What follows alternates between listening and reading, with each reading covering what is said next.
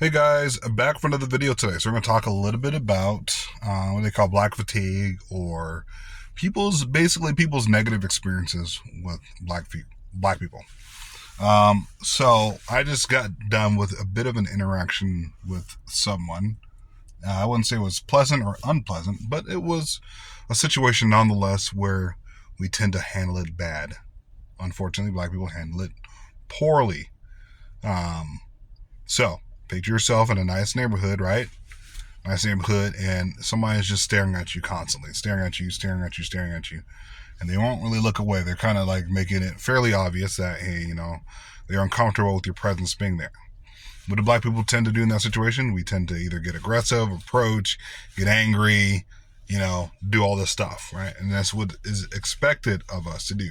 People look at us like we're savages, that we're not able to control ourselves, just angry all the time, out of control.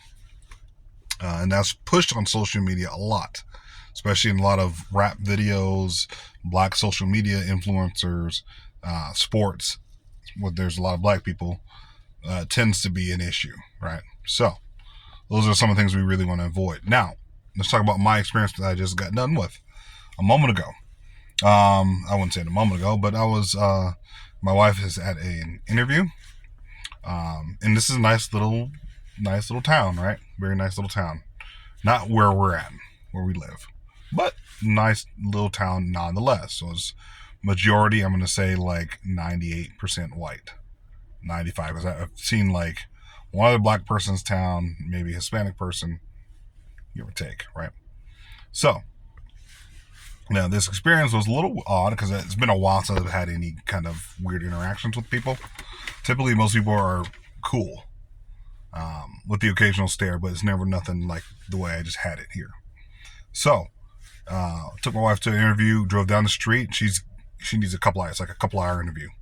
So, go down the street, grab myself a Starbucks coffee, sitting in the parking lot, reading my geography book for this upcoming semester.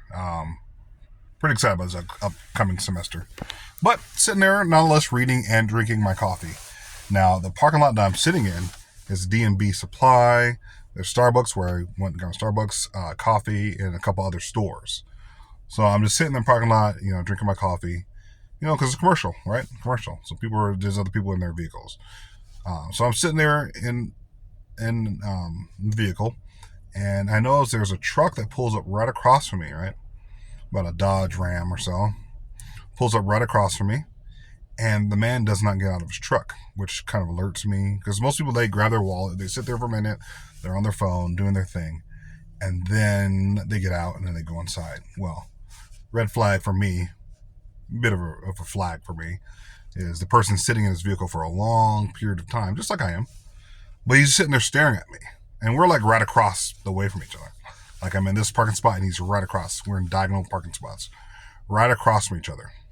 And he's sitting there staring at me, and I'm like, I'm just kind of acting like I'm not paying attention, but I can clearly see this guy. Anyways, continue my thing, whatever. He gets out after about 10 minutes or so. I'm like, man, this guy's sitting there staring at me for 10 minutes. He gets out of his vehicle, goes inside the D&B Supply, comes back, sits in there for 20 minutes and watching me. Now, off and on, he's kind of looking down or looking, but most of the time, when I look up a little bit, I can kind of sort of see him looking at me. And I act like I'm still not paying attention to this guy, but I can see him. Clearly, he can see me, but he just sits there and stares the entire time, right? Then he drives away, right? Drives away. I start to do my thing again, whatever, still doing my thing, and then he comes back. So by this point, I'm like, okay. The guy goes back inside the D&B Supply, and then I just drive away. Just because I don't want any kind of negative interaction. Now, some people say, "Oh, you're just chicken. You don't want to start an issue." No, I don't want to start an issue. I'm gonna tell you one thing, guys, about being in a mostly white town. You're black, right? Or you're a minority, whatever. You should not be starting any kind of issues. It just doesn't make any sense. First of all, you shouldn't be starting any issues to begin with. But being a minority, you definitely don't want to start any issues. You want to blend in, look normal, dress normal, act normal, do all the things normal, and not have any issues. You don't want to sit there and have people staring at you and being like, hey, what's this guy doing? Like, why is he acting so suspicious? It's really, really weird the guy is acting suspicious. You don't want to be doing it. You don't want to be having people staring at you and trying to wonder what your intentions are. You don't want to be that guy. You want to be the guy who just blends in. Anyway, so I just drove away. Now, what some people are known to do is they get their phone out and then they'll start recording the other person, having a negative interaction, start a fight. People are brawling in the parking lot, fighting or screaming at each other. That's what most people like to see on social media. It's a negative interaction with somebody else, posted on TikTok, posted on YouTube, posted all over your social media and Twitter, X, whatever you call it, and show everybody how racist somebody is. You need to expose all the races. No, you don't need to do that. One of the biggest issues why so many black people have, why black people have so many issues with other groups of people, especially everybody else that we come in contact with, is because we lack self-control. We have anger issues from childhood or from wherever it's from. You got your butt beaten too much by your parents, or you grew up really aggressive, or you grew up in a single-parent home. Therefore, you're still overly emotional. You got to take emotion out of situations and say, hey, I'm not going to respond a certain way. I'm just going to let the interaction pass and then I move on with my day. That no way no one gets hurt. No one is screaming at each other. People's days aren't ruined. Cops are, it's called. Your day is completely ruined. The only thing I'm thinking of is, hey, how did my wife's interview go? I'm reading my geography book, and I'm drinking my coffee, sipping on my coffee. And the guy could clearly see I'm doing that because I have my book propped up on the steering wheel. I don't want to have it leaned down the side. I have my book propped up on the steering wheel and I'm drinking my coffee. And the guy was just staring at me the entire time. And I think some people were wanting interactions. They say, hey, you know what? We see all these negative interactions between us and black people. We need to put them in their place. Whatever it is that they're thinking, people are thinking. And black people, on the other hand, are like, oh yeah, he's looking at me. Well, I'm going to show him. And then that's when you get in trouble. You got to be smart about your interactions with other people. You can't just be like, hey, you know what? I don't like what this person's doing to me, so I'm going to go and approach them and try to fight them or try to do something in a town where you're obviously outnumbered. 1,000-1, right? Why would you put yourself in that situation? Self-defense does require self-defense. Defending yourself from yourself sometimes and not getting in your own way. So I highly recommend that us as black people learn how to temper ourselves and say, hey, you know what? How about I not, interact with these people? I feel like someone is clearly looking at me in a negative way. I'm not going to respond. Now, people have had so many bad interactions with us. It's a problem. So a lot of people don't want to deal with us. And when they see us around, they're like, nah. I see them on social media. Black people on social media are out of control, acting crazy, acting a fool. And we are in nice, safe white neighborhoods. When you talk about white flight, white people moving out of black neighborhoods, you talk about black people becoming rich and moving out of black neighborhoods, most people don't want to be around us for a good reason.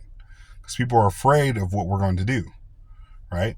I've been in situations where there's, we're at a theme park and there's tons and tons of white people there, and there's only us as a black family and another black family. And guess what? The other black family is a bunch of them. And they're brawling and punching each other and throwing each other to the ground and acting crazy. And that's what people see when they see us. And we're like, no, we don't want to deal with them. Stay out of their way. Hopefully they stay out of our way. We don't want them in our neighborhoods because they are considered violent and out of control. That's most people's interactions with us. So, in order to avoid those interactions, we are just going to stay away from them. We don't want them in our towns. We're not going to be mean, outright, hey, mean to them, but we're going to sit there and watch them because our interactions with them as a whole has always been negative. And they may not have been the one who's had that interaction. It could just be that they see what they see on social media. And it's what we're posting on social media. And the fact that we're blaming Jews and blaming everybody else for negative interactions and the negative music that we put out. No, that's us voluntarily putting out bad imagery, bad language, bad ebonics, bad N-word, bad this, bad that. No one else is saying you got to do this or we're going to do this to you. No, It's us voluntarily putting out garbage, and why other people have issues interacting with us. So that's just my video for today. I'm letting you guys know how I interact with maybe a potentially, I'm going to say potentially white racist person. Not saying he is, but potentially. There's no way someone's going to be sitting there in the parking lot for a total of 30 minutes staring at you. They're not staring at you because they want to meet you and get your autograph. No, they're probably staring at you because, hey, what's this guy doing? Maybe it's just weird that he's sitting in this commercial parking lot, right? Now, you guys tell me in the comment section below. Tell me what you guys think.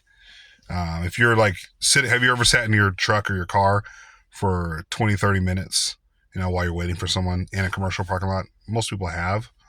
Whether you're sitting and waiting for your spouse to get out of the store, grocery store, or you're, waiting to come pick somebody up.